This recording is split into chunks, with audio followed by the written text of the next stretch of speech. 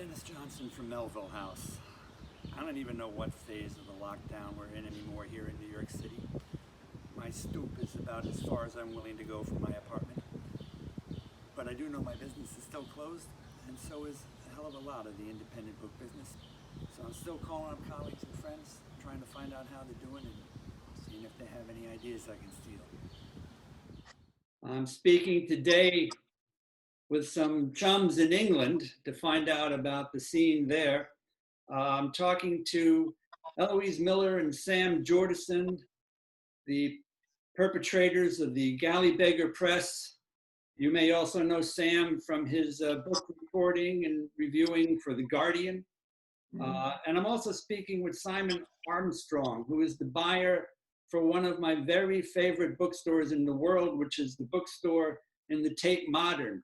I'm sure there are a lot of people in London who go to the Tate Modern just to shop at the bookstore. It is not your typical museum bookstore. First time I ever walked into it, the first thing I saw was a stack of Melville House's edition of Bartleby the Scrivener. They not only had the book, but they had a big stack of it, and I knew I was in an unusually sharp bookstore. So thank you all for joining with me. You're all people I would have seen if the London Book Fair had happened this year, which unfortunately it didn't. But here we are in the middle of a pandemic. I'm going to start by asking you just what it's like where you are. You're both in different places.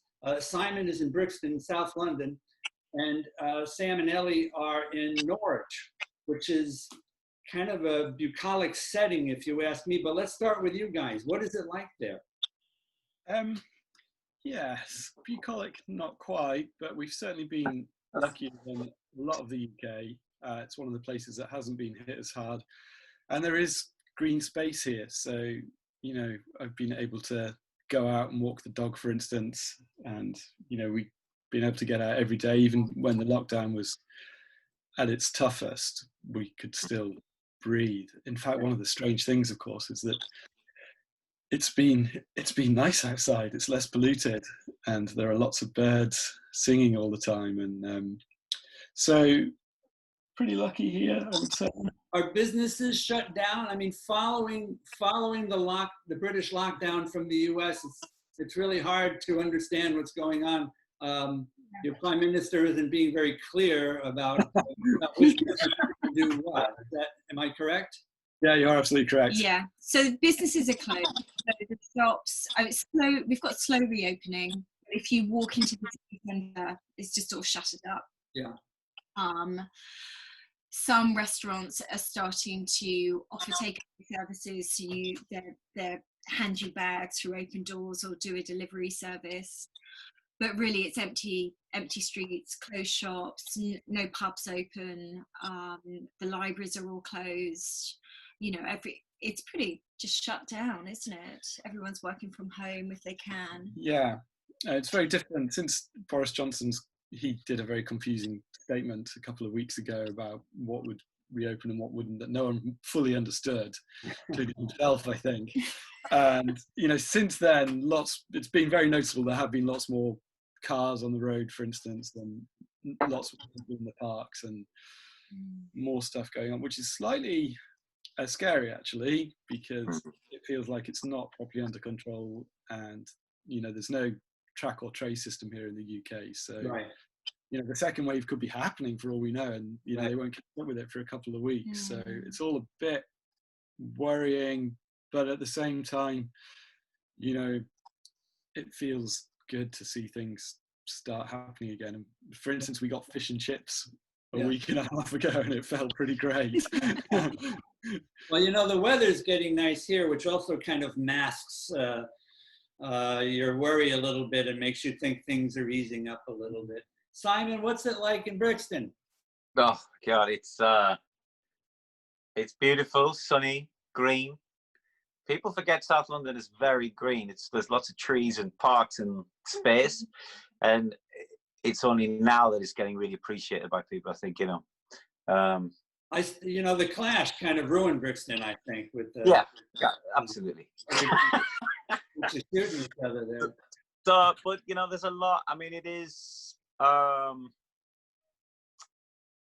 population density. Like Brixton traditionally is like it's the last tube station on the Victoria line, which is one of the quickest and most central lines. Right. And basically everybody comes up from, in a normal commuting situation, everyone will come up into Brixton, literally hundreds of thousands of people on buses and whatever going into that tube there every day. And it's a hugely busy place, but not anymore. Well, certainly not as it was, but there's a bit more movement and activity than I would like. But it's quite, it's densely populated. There's a lot of people around in a lot of different circumstances. So, they've got to do what they've got to do. Like, there's a lot of people who just have to go to work. Right. But most businesses are shut down. Yeah. And obviously Brixton in the past sort of 5-6 years, maybe longer now really, has got loads of start-up small restaurants and cafes, loads of them. And they're in tiny units. And it's become a kind of cultural kind of thing. And I just don't understand what the future of that is for people. But there's some quite, there's people doing some clever stuff. They're turning their restaurants into like grocery stores and or they're making meals to order. And, right. They're managing to be quite inventive. But I think that's, well, the sad truth is, like, they don't really have any choice. They've got to come up with something. So it's very concerning. Because I think a lot of that side's going to be in real trouble, and also the music and the clubs and the bars, another main part of Brixton, completely shut down. Right. So, well, what about the Tate itself, Simon? It's shut down. Yeah. Take me through it. What happened? When did it shut down? How did it? Well, tell me about that whole time and walk us up to date. Well, I think, was it March? I'm in a sort of time warp. It was in March. There was a shift. You could sort of tell the people, like, people were starting to pull away and starting to, be really concerned. And were more concerned that the government didn't seem to be concerned or doing anything. Particularly with schools. We took our children out of their primary school a good week at least before lockdown, because we were just like, this isn't right for anyone. That's what we did. Yeah. We sensed that we kind of knew where it was going. We were just waiting for it to go. Right. We're seeing all across Europe, everywhere else going into lockdown. We could see what was happening, but we just seemed to be, well, it's so bloody English and British. I don't even want to get into it. It's so depressing, but kind of carrying on, and then they finally did it. But Tate as an institution was exceptional. Really, they just, as far as I've seen it, they've just handled it really, really well. And there's an awful lot of staff. In my area, in the commerce area, there's at least 270 people across the whole thing. And then in Tate as a whole, there's well over 1,000. So it's huge. Right. And it's Liverpool, St Ives, and the 2 sites in London. All the branches of the Tate. Everything just. Yeah. But they've been excellent with communication, and they're trying to do a lot of stuff online and stories, activities, things for families. Trying to keep that sort of dialogue going about art, culture. And then also trying to work out how we get back and how we reopen. It is a place that people miss and people do want to go to. It's a significant, Sure. One of the world's major museums. But operationally, we have no idea. If you lose 50+% of your visitors are international, right? So they've gone. And then a lot of people in the UK probably aren't going to be coming to London. So, there's going to be, for a long while, it's going to be much, much quieter, I suppose. Mm-hmm. But hopefully that'll give us time to get it all set up and organised the right way. Yeah. But it is, yeah. Hold that thought. I want to hear how this, now Galley Beggar, of course, is the premier British indie, if you ask me. And you guys were on a hell of a roll coming into the year with Ducks Newburyport, Lucy Ellman's amazing novel that was such a courageous publication. I think it's 1 million pages long, isn't it? How long is it? 1,000. 1,000 pages I long. think it's 1,000 finally. Did you hear Lucy's final edit? We got this wonderful email from her. And she said, I've done my final edits, and she sends these beautiful emails. About halfway through, so about 300 words in, she just put, and oops, I added 30,000 words. Wow. But at that point, we were just like, that's fine. If we're going to publish 850 pages, we can publish 1,100. Very good work. I will just point out, though, that, it's one thing if a big house publishes a 1,000-page novel. For a little publisher, it's just like having a baby. You're up all night. That's the production cost. How do we do this? It's amazing, and it's been so successful. It was a brave bet on your part, and it paid off. So that was, coming into the year, there are all these stories. It's a Booker finalist, a little house that could. You've done it before, of course. You had, Eimer McBride and whatnot.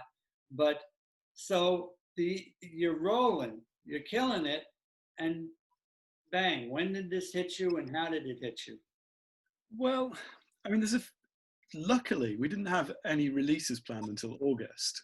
We've really published very few titles a year. Yeah. Literally like 2 or 3. So okay. I think that helped. That helped, but we did. So I suppose the thing that, like with many publishers, the thing that hit us first was the London Book Fair. I can't even remember what it's supposed to be, the middle of March. No, they moved it up in March this year, earlier. Yeah, and starting to realise, starting to think, will it be a good idea to go to that? And then thinking, oh my God, it's going there would be murder, literally.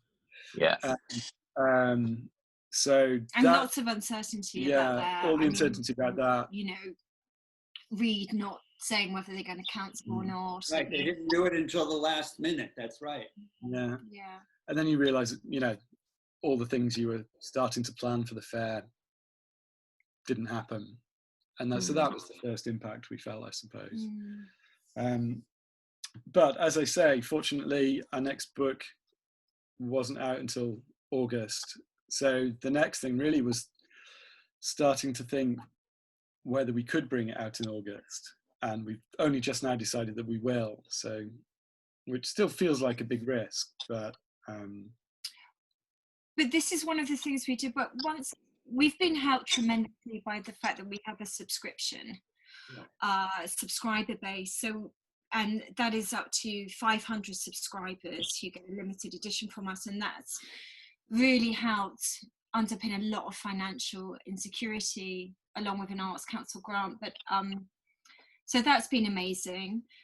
But you still feel anxious about getting your book out to readers when, if you're going to go ahead with your books, as Dennis, and, you haven't got your beloved bookshops and booksellers, just unable to help in the same way.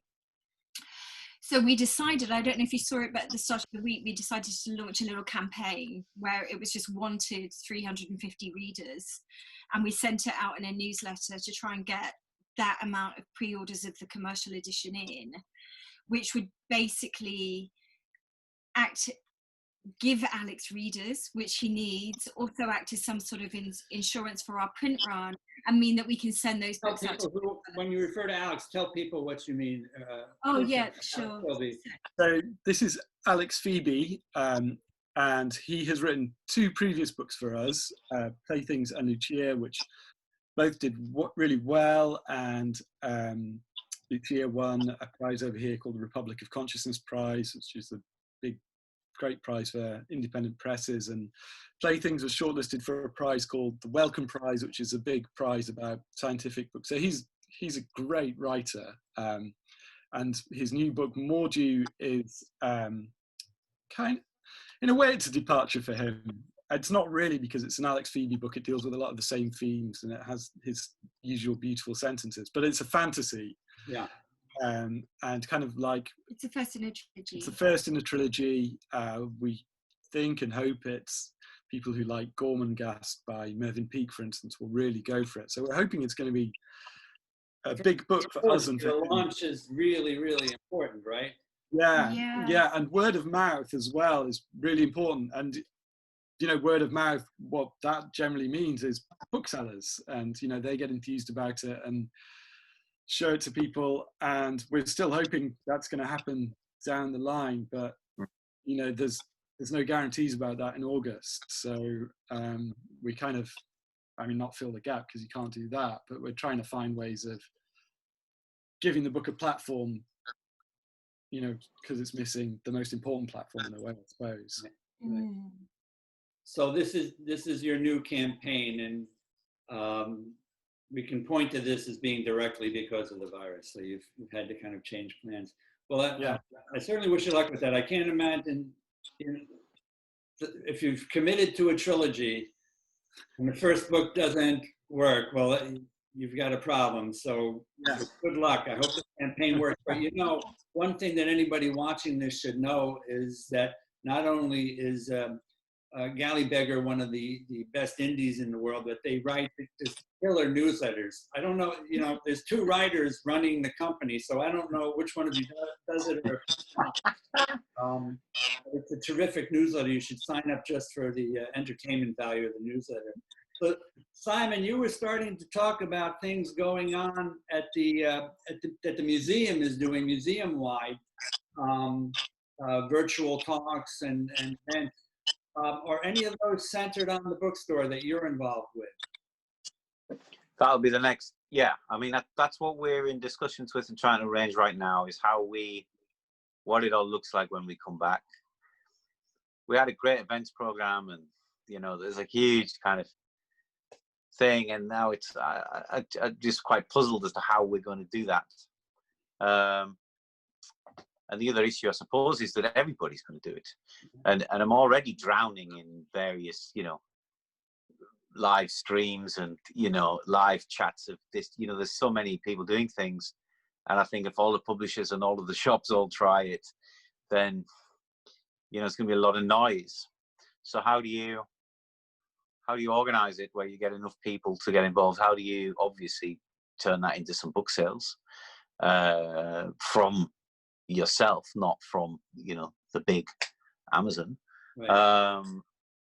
You know, so there's a whole lot of kind of conundrums there.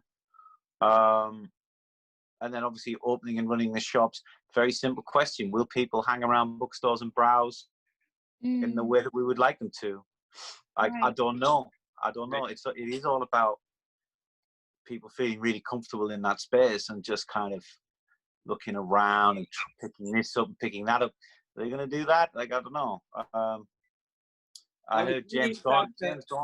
Yeah, I was reading about what Waterstones is doing or planning to do, which was this idea of people being able to browse and to pick up a book and look at it, but then being asked to put it on a book cart, which would be rolled into the back room for 72 hours to let it, I think the phrase was self-heal.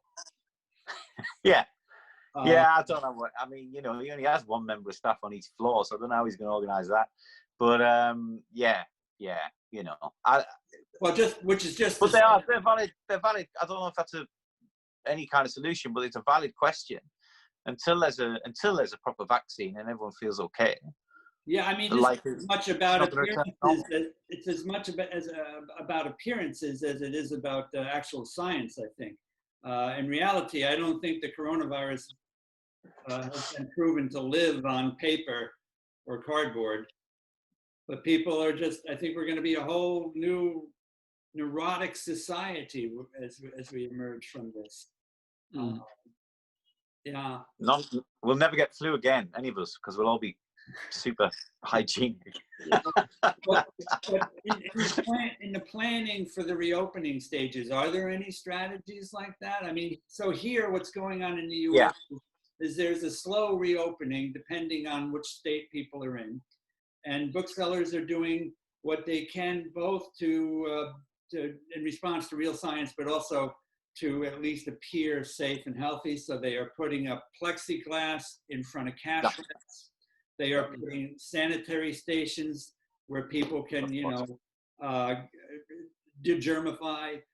They are requiring face masks. I mean, are you in these kinds of discussions at the store about the potential future?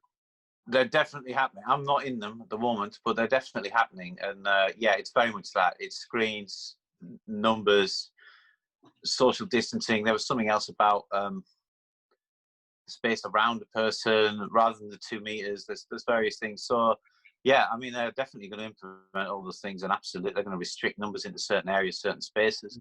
Of course. I just think from a book selling point of view, like what we do, all of this is a little heartbreaking, really, because it, you know, what we do is really about a kind of human connection. Do you know what I mean? I know that sounds really, but it's true. Like, you're trying to connect with people and exchange ideas, and then, you know, it's bad enough, the privatization of everyday life and so on, and the internet and all it, you know, all this kind of, and then this just makes it even more, you know, even just putting a screen up at the and all that, it's just so depressing. Yeah. Because it's not what we are about. We're about joining up, linking things together, and yeah, it really doesn't help. Right. And then being reduced, and the future will obviously be a lot more reliant on technology and social channels that, you know, and that's quite tricky as well. So yeah, it's sad, but I also think part of that kind of, I don't know, again, it probably sounds a bit twee, but like artists and creative people and people under pressure in certain situations, that's when really amazing stuff can happen. Like, I'm actually quite optimistic about a lot of independent publishers and a lot of small publishers. I know it's like horrifying at the moment, must be, but I actually think some of the ways we'll come out of this will be quite amazing. I think quite remarkable. So, like, I'm trying to find the positives in quite a scary scenario. I think you're absolutely right. I mean, there's several things I can see are going to happen right now from this perspective. If for no other reason than that the big publishers, which kind of dominate the marketplace, are going to like it. They like virtual events. They can tour authors very easily at virtual events, and who knows? Sometimes they work. We did a book launch last month. It was, I think, our first virtual event, and over 100 people came, and we sold 50 books. That would be a sensational real-world event for us with those kinds of sales. And what happens is, you know, so many events, I think, are determined by the author really drumming up friends and relatives to support a project. You know, that's an equal component to the publisher and the bookseller doing that work. And well, now, you know, grandma who lives 1,000 miles away can come to your opening, and she'll buy the book, and it's pretty lovely. Yeah. It's pretty lovely, and I like that. I know the big houses like that. It's a lot, you know. Now they can tour everybody everywhere, and so something like that, I think, is going to remain with us afterwards, even if things come back to fairly normal. We don't have to pay for booze anymore as well. There you go. You know, publishers are just cynical when you get down to it. Yeah. No, and one other thing I would suggest may remain with us is, and again, it has to do with the big houses liking the loss of expense. I think we are done with the day of the print galley or advanced reader's copy. I think we're down, even though we've actually we've done one for Mordew, but it was largely because it's a new direction for us, in that we've got a fantasy illustrator on board. It's a very kind of tactile product. So we really wanted to give people some sense of that. Yeah. And my slightly cynical point of view as a a reviewer is, if I had a pile of books and one of them was an Big actual book competition. and the rest were digital, I'd much rather read the actual book. Yeah, So right. it's probably, we thought it's probably worth taking the risk on doing the prints on that. I think it's like print catalogs. There was just a point where I always, we were expected to do electronic catalogs, and I always said, we make books. We should do a print catalog. This is what we do, And yet we finally gave in because we also had to make the electronic catalog because that's just what the system required from us. And now we've got double the expense if we make print and electronic. And so we gave up. And I'm afraid that's what's going to happen. For a while, there will be places that say, we're hearing it right now, we can't get into our office. We can't receive books from the printer. So if we do print galleys, we can't receive them, we can't ship them. So we are telling critics, for example, we can send you a PDF of the book. Please don't share it, but that's all we can do right now. And there are critics that are saying, nope, never mind. And it's heartbreaking. It's heartbreaking. We really feel like our hands are tied. Is it generational? Because I know that I just feel like I'm a dinosaur, right? I'll only read it if it's on paper. Like I've tried the screens because I like to write on stuff. I like to fold. I like to be in it. Right. And I can't. But I won't. There might be generations of people below me who don't feel like that. But I don't know. I'm obsessed with the physical object. This is purely anecdotal, but I did quite a few talks in universities and teach a bit. And I always ask the students, how many of you read on e-readers and prefer it to books? And there will be 2 out of 30 who read on e-readers, and only one of them would prefer it to books. So, that's not hard. That's my feeling. I just don't know. Yeah, it's one of the many ironies of the moment, right, is that the ebook had failed as what it was planned to be. Yeah, at 50% of our business. With the big houses really eager to close down those warehouses where they were storing all these archaic things. And that didn't work. It kind of found its niche. It wasn't that big. And life goes on. One of the many ironies of the moment is, well, ebooks are back. They're selling like mad. And it's keeping a lot of people alive. Yeah. Can I ask you, actually, what is your digital sales like? What are they like? Are they much higher? Well, they're exploding right now, yes. Right. Yeah. For the last 2 months or more, 85% of American book selling was closed. And Amazon was not, people haven't really talked about this, but Amazon pretty much stopped shipping books in the US. They were deemed non-essential. And so even books they had in their warehouse, our top selling book was a book called How to Do Nothing by Jenny Odell. They had it in their warehouse. But if you went to buy it on Amazon, it would say, we're not shipping this for 5 weeks.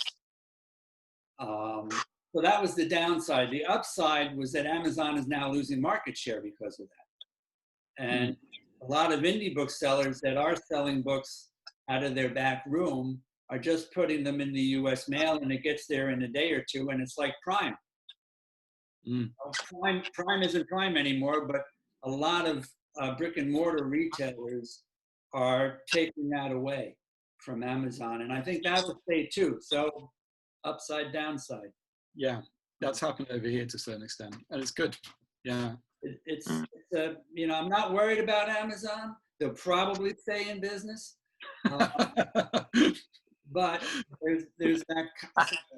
So Sam and Ellie, are you guys? What are you seeing? You have a great website. Are you? And you also sell not only your books, but you do stories and other things. How is that going for you right now? Is that business up?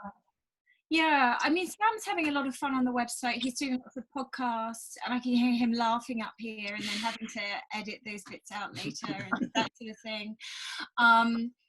But the sales in the shop have been, people have been incredibly supportive. And, if you go into the analytics page, you can see that there are a lot of new customers. that 350 wanted readers, we got 262 orders in one day. Wow. You know, people just Right. really wanted to help us and help Alex. So that was just fantastic.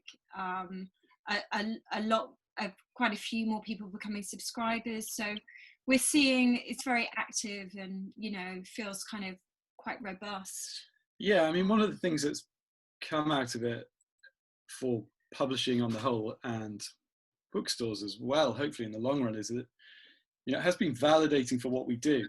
People have really cared about books. Books have mattered in all kinds of ways, just for, you know, it's from simple distraction all the way to being, you know, absolute rocks that people are clinging to. And cared about the independence as well, and those beautiful, properly curated bookstores like yours, Simon. You know, people really, I think, have shown the love for those, you know, and that they're precious things. Yeah, I mean, I've missed bookshops. Is, you know, I want to. Yeah. You know, just going into a Waterstones, I'll be absolutely delighted, or at least Waterstones as it was that. Well, Waterstone sounds determined to open the second that they are allowed. So you may get your wish. What we're finding here is our biggest chain, which happens to be owned by run by the same guy that runs your biggest chain, which is Mr. Daunt, James Daunt. They're actually being very cautious about reopening and not necessarily taking the lead, even in states where they can, and they're just kind of reading the industry vibe at the moment. But it seems they seem much more eager in the UK. I'm not sure if that's fair to say or not, but just by reading the reports in The Guardian.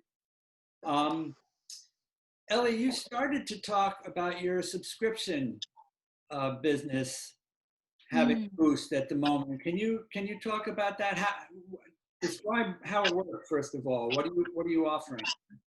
So we have, it's kind of evolved and changed over time, but I'll tell you how it works at the moment. We set it up about 4 years ago, maybe 5, so when we were 2 years old, so when we were babies. And how it works at the moment is that for every book that we publish a special limited edition, which is called our black cover edition. We will only ever print 500 copies of those, and then that's it. And if you're a subscriber, so there's a cap on subscription as well, you get one of those limited editions.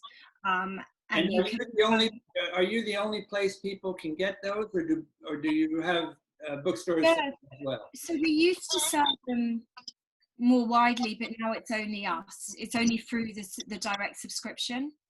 And we have people can subscribe in 2 ways. You can pay a one-off fee and become a 4-book subscriber, or you can pay an ongoing small monthly contribution, which really, you know, it's a massive support financially, but emotionally as well. I mean, it feels like we've kind of got this little community of readers, and we really try hard to respond directly to any emails, to, you know, build up quite personal relationships.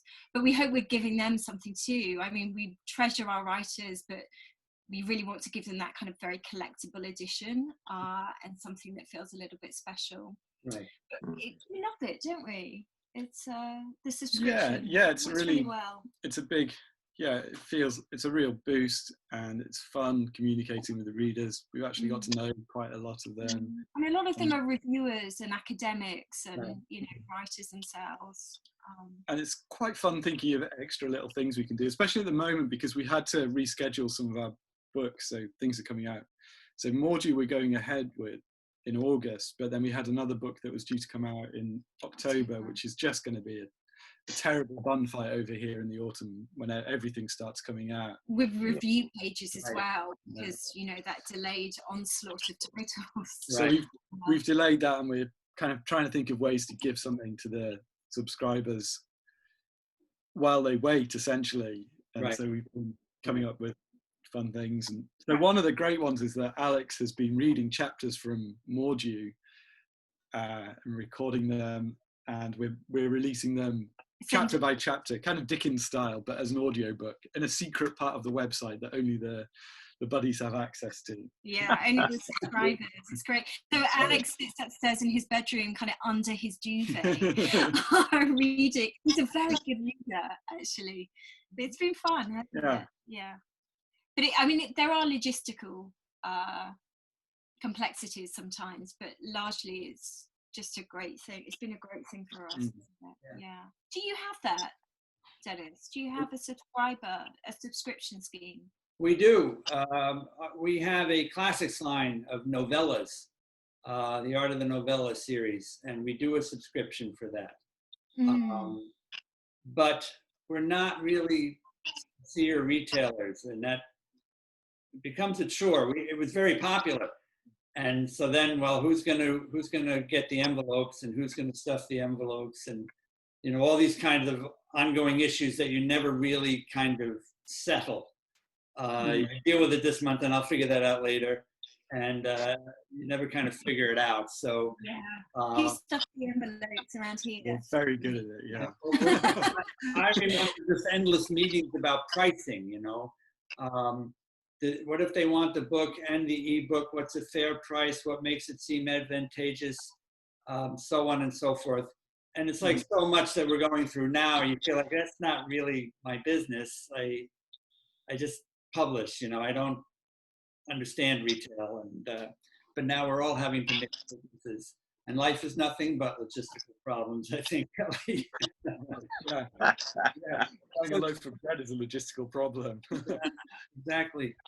Well, gang, Simon, is any of this in the future? We've got to discuss the Tate coming back, because it's more than just the art bookstore. You're really important to publishers like us. Do you see any of this in your future? Subscription series, video readings? We've been trying to. Again, that's sort of been in the background of bubbling under for a long while now. Is a subscription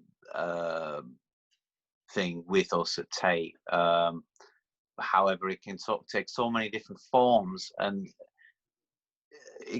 so many different kinds of people that it's quite hard. When I ended up basically saying, we would need 4 or 5 different, we need a kids and families one. We need one for people who just want to read like essays, little books, and then we need a kind of glorious. These are the beautiful monographs of the year. 50, 60 pound books. These because of all this kind of really diffuse audience. So and then obviously we have our own publishing house within it as well. Right. So we've got to kind of factor that in. So it kind of becomes, but I think certainly it's right back on the top of the menu again, and we're going to probably along the lines of a kind of book of the month from us. So this will be what is the thing for this month to read. Right. I mean, I would prefer that to be the kind of books that you guys did basically, or some kind of ideas-y non-fiction thing or whatever, just something kind of interesting with an art connection. And possibly thinking about our members and, because we have huge membership and, we could just address them as well as addressing, but there's so many different, like I said, there's so many different spaces. Right. We haven't quite got there, but we're working it out, and we'll probably have a subscription thing up and running hopefully by the end of this year. And I watch other small publishers. They seem to vacillate between sort of Patreon, and then maybe it's a monthly thing, or maybe it's a one-off fee. Maybe it seems a little tricky to get that right, but again, logistics. So we'll just work something out on that eventually. But that's definitely. I mean, I think that's something we can do, and everyone's kind of doing it. But we could put a particular slant on it, which I think would be quite interesting.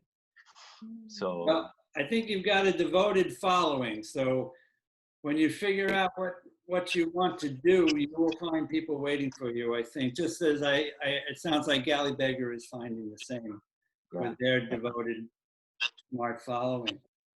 Well, we've we've gone on longer than I intended, but it's been really interesting and heartening to speak with you all and to just see your faces. Hopefully we'll get together, and you know, every year at the London Book Fair we have this secret indie publisher gathering. Ellie, you and I were corresponding about this to the bitter end. Oh, I know. To the last So possible moment. desperate. Maybe, you know, they're talking about Frankfurt happening now. I don't see it, but maybe the London Book Fair will happen again next year, and we'll catch up in person then. Yeah, we can have Fantastic. a real. I hope so. In the meantime, thank you all for your time and for your good cheer. I wish you good Really good luck to and stay safe. Oh, thanks so much, Sam. It's great to see you. Good to see you. Thanks, Guy. Thanks, Sam. Good to see you guys.